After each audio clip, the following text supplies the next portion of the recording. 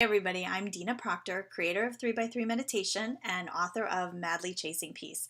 I want to share a story today of a conversation that I had with somebody who is in one of my coaching groups, and she had a question that I think is really common, and you might be able to relate to this.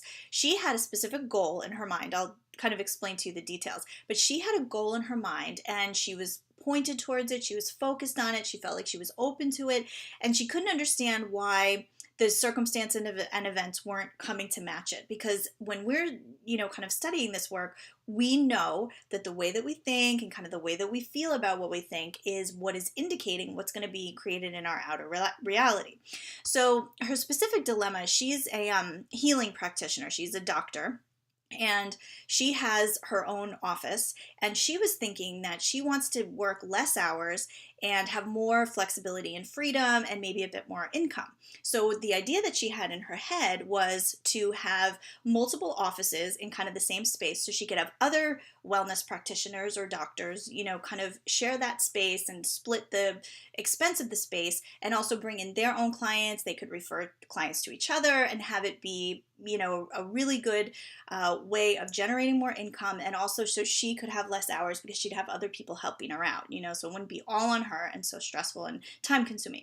So she said, I've wanted this for over a year and nothing's moving, like nothing's happening, and I don't know why, because her story was that she would interview people and show them the space, and they would be excited about it, and at the last minute they would renege on it, or they would say, oh, this isn't going to work. So she was having a hard time putting together what was happening. So I asked her, I said, well, if you had all the time in the world and all the money in the world, would this be what you want, to have a place with other practitioners and sharing? She said, my dream would be to have it kind of how I have it now, like just have her own space with her own clients and not have to worry about other practitioners and stuff, but also charge enough rates or have other stuff going on enough that she didn't have to work enough hours in order to make the money that she wanted to make. So in her mind, her dream or ideal situation was not the one that she was kind of setting a goal about or having an expectation about.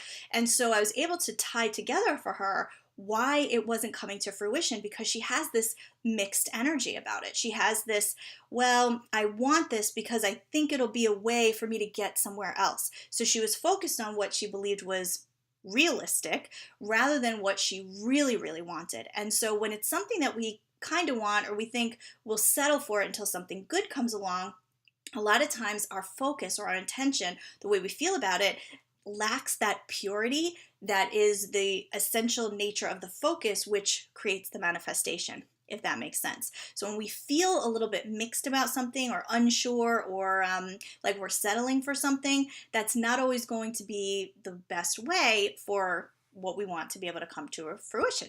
So we kind of talked it out a little bit, and the idea that I shared with her was, I just said, why don't you let it be shown the best way to, let the universe orchestrate it, let that greater intelligence, let the God that you believe in, or the higher power that you connect to, the source of wisdom inside of you, intuitive wisdom. Why don't you let that which is greater than you orchestrate the circumstances so that you can have the best of both worlds? You can make a little bit more income and also have a little bit more free time. Because when you have a tunnel vision, you think, well, this is the only way that makes sense for me for this to happen, and you put all your energy towards that, but you don't love it and you don't feel great about it.